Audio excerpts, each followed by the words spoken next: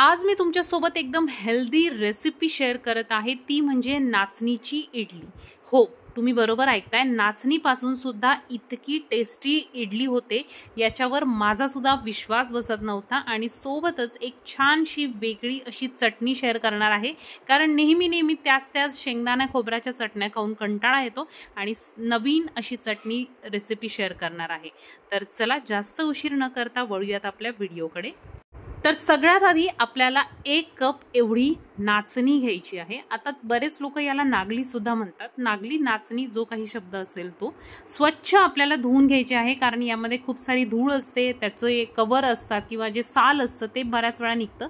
आणि 5 ते 6 वेळा मी स्वच्छ पाण्याने पहिल्यांदा ही धुवून घेतलेली आहे। आणि साधारणतः दुपारी मी ही स्वच्छ धुवून भिजत घातलेली आहे। त्यामध्ये 1 टीस्पून एवढी मेथीचे दाणे जे असतात ते आपल्याला भिजत घालायचे आहेत। आता या इडलीला आणखीन हेल्दी बनवण्यासाठी आणि त्याला छान बाइंडिंग येण्यासाठी इथे मी ब्राउन राईस घेतलेला आहे अर्धा कप। म्हणजे 1 कप आपली नाचणी असणार आहे, अर्धा कप तुम्ही नॉर्मल राईस सुद्धा घेऊ शकता। इथे मी ब्राउन राईस वापरलेला आहे आणि सोबतच अर्धा कप एवढी उडीद डाळ घेतलेली आहे।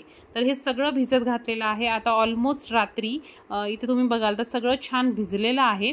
आणि आता आपल्याला याला फर्मंट होण्यासाठी छान वाटून ठेवायचं आहे, म्हणजे सकाळपर्यंत हे जे मिश्रण आहे आपलं छान असं फर्मंट होईल। नॉर्मली आपण जी इडली खातो ती सुद्धा हेल्दी असते, कारण ते आपण फर्मंट करून बनवतो आणि त्यामुळे ते हेल्दी असतंच। पण ही इडली खरंच खूप टेस्टी आणि डिलिशियस होते आणि हेल्दीच्या व्हर्जनमध्ये आणखीन थोड्या वरच्या लेवललाही जाते। तर जसं आपण इडलीचं बॅटर वाटून घेतो त्याप्रमाणे इथे आपल्याला वाटायला घ्यायचं आहे। एक इन्ग्रेडियंट तुम्ही छान मिक्सरमध्ये वाटायचं आहे। आणि इथे मी पाव वाटी पोहे घेतलेले आहेत आणि ते सुद्धा मिक्सर एकदा धुवून घ्यायचे स्वच्छ, आणि थोडेसे भिजले की तुम्ही यामध्ये वाटताना घालू शकता। तर अशा पद्धतीने 1 वाटी नाचणी, अर्धी वाटी उडीद डाळ, अर्धी वाटी तांदूळ आपल्याला घ्यायचे आहेत आणि पाव वाटी पोहे आपण घेतलेले आहेत। जर तुमच्याकडे शिल्लक भात असेल तर तुम्ही भात सुद्धा यामध्ये ॲड करू शकता। आता चवीनुसार मीठ घालायचं आहे आणि रात्रीचे मिश्रण आपल्याला चांगलं मिक्स करायचं आहे। हे बघा, आता आहे उन्हाळा आणि उन्हाळा असल्यामुळे हे जे बॅटर असतं ते ओव्हर फर्मंट होतं आणि त्याला जास्त फर्मंट होऊ नये म्हणून आपण यामध्ये मीठ घालणार आहोत। पण जर ही इडली तुम्ही हिवाळ्यात बनवत असाल तर मात्र मीठ घालण्याची गरज नाही, कारण मिठाने फर्मेंटेशन प्रोसेसवर थोडीसा आळा बसला जातो आणि त्यामुळे जर तुम्ही थंडीत बनवत असाल तर मीठ घालू नका। उन्हाळ्यात बनवत असाल तर जास्त फर्मंट होऊ नये म्हणून तुम्ही यामध्ये मीठ घालू शकता। आता बघा, मस्त सकाळपर्यंत फर्मंट झालेलं आहे, डबल झालेलं आहे हे, आणि बघा किती छान याला जाळी पडलेली आहे। आता याची आपल्याला इडली करायची आहे। तुम्ही हे जे मिश्रण आहे किंवा हे जे इडलीचं बॅटर आहे ते तुम्ही 4 ते 5 दिवस फ्रीजमध्ये सुद्धा स्टोअर करू शकता। तर चला सुरुवात करूया। तर सगळ्यात आधी मी चटणीची तयारी करून घेते आहे, म्हणजे दोन्ही बाजूनी सायमल्टेनियसली इडली आणि चटणी आपली रेडी होईल।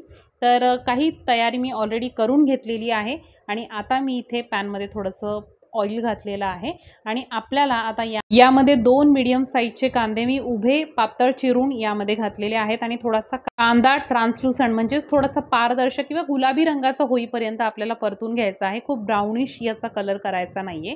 तर इथे मी छान असे कांदे परतून घेत आहे।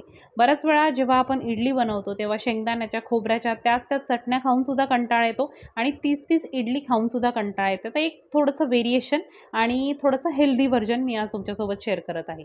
तर इथे साईड बाय साईड मी स्टीमरमध्ये थोडंसं पाणी ॲड केलेलं आहे आणि ते सुद्धा मी गरम होण्यासाठी ठेवलेलं आहे। तर आता कांदा थोडासा गुलाबी रंगावर परतला की तुमच्या चवीनुसार जसं तुम्हाला तिखट कमी जास्त हवं त्याप्रमाणे हिरव्या मिरच्या आणि थोडंसं लसणाच्या पाकळ्या 8 ते 10 मी यामध्ये ॲड केलेलं आहे। मला लसणाचा फ्लेवर भयंकर आवडतो आणि त्यामुळे भाजीमध्ये किंवा जे आपण बनवत असू रेसिपी मी लसूण भरपूर प्रमाणात वापरते। त्यानंतर इथे मी 1/4 कप पाववाटी साधारणतः आपल्याला डाळ्या घ्यायच्या आहेत किंवा जी भाजलेली चणा डाळ किंवा फुटाणे आपण म्हणतो ते आपण यामध्ये ॲड करणार आहोत आणि थोडंसं परतून घ्यायचं आहे। आता मी गॅस बंद केलेला आहे। आता तशाही या डाळ्या भाजलेल्या असतात त्यामुळे फारशी भाजण्याची याला गरज नाहीये। थोडंसं परतून घ्यायचं आहे आणि परतून झाल्यानंतर सगळ्यात शेवटी यामध्ये कोथिंबीर ॲड करायची आहे, ज्यामुळे आपल्या चटणीला छानसा हिरवा कलर येतो। तर चटणीचं प्रिपरेशन झालेलं आहे, त्यामुळे आपण त्याला थोडा वेळ थंड व्हायला ठेवूया. तोपर्यंत थंड होतं आहे तोपर्यंत चॅनलवर नवीन असाल तर फॉलो आणि सबस्क्राईब करायला विसरू नका, कारण छान छान रेसिपी मी शेअर करते आणि त्याचं नोटिफिकेशन तुम्हाला मिळावं म्हणून फॉलो करा, सबस्क्राईब करा. व्हिडिओ आवडत असतील तर लाईक शेअर करायला विसरू नका. तर मी मिक्सरच्या भांड्यामध्ये हे सगळं काढून थंड होण्यासाठी ठेवलेलं आहे.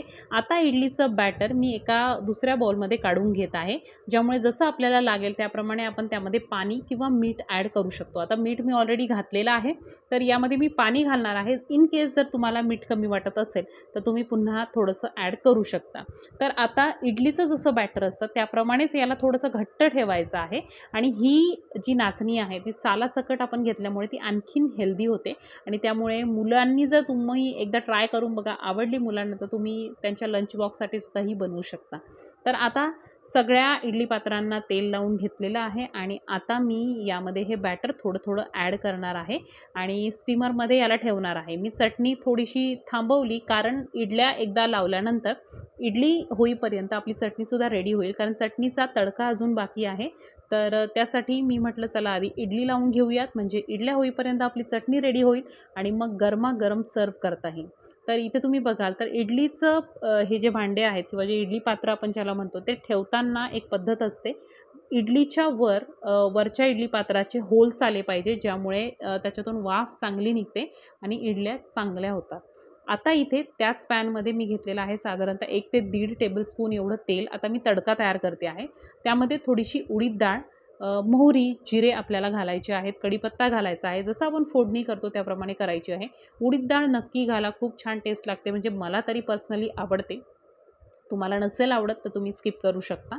आणि त्यानंतर लाल सुक्या मिरच्या, बेडगी मिरच्या ज्या असतात त्या मी यामध्ये थोड्याशा मोडून म्हणजे 2 भाग करून ॲड केलेले आहेत आणि आता याला छान आपल्याला परतून घ्यायचं आहे.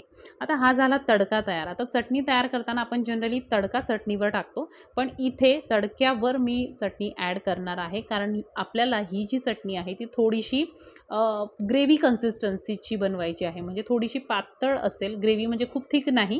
तर जनरली आपण सांबर जसं इडलीवर टाकून खातो तशी आपण चटणी टाकून खाल्लं तर खूप टेस्टी लागते आणि सांबर तेच खाऊन बऱ्याच वेळा कंटाळा येतो आणि त्यामुळे इथे तुम्ही बघाल तर चांगलं पाण्याची क्वांटिटी मी यामध्ये ॲड केलेली आहे.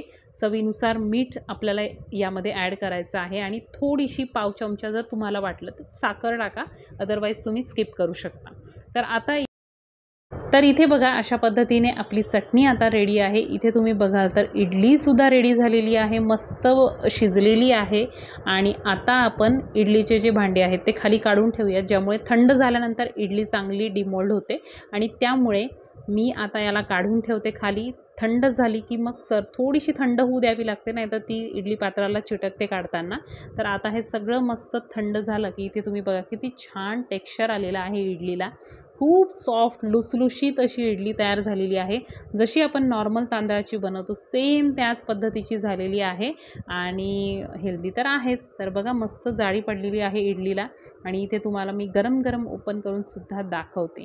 तर खूप छान रेसिपी आहे. नक्की एकदा तुमच्या घरी जर नागली किंवा नाचणी जे काही असेल तर तुमच्या घरात अवेलेबल असेल तर एखाद दिवशी नक्की बनवून बघा. सोबत ही चटणीसुद्धा ट्राय करा.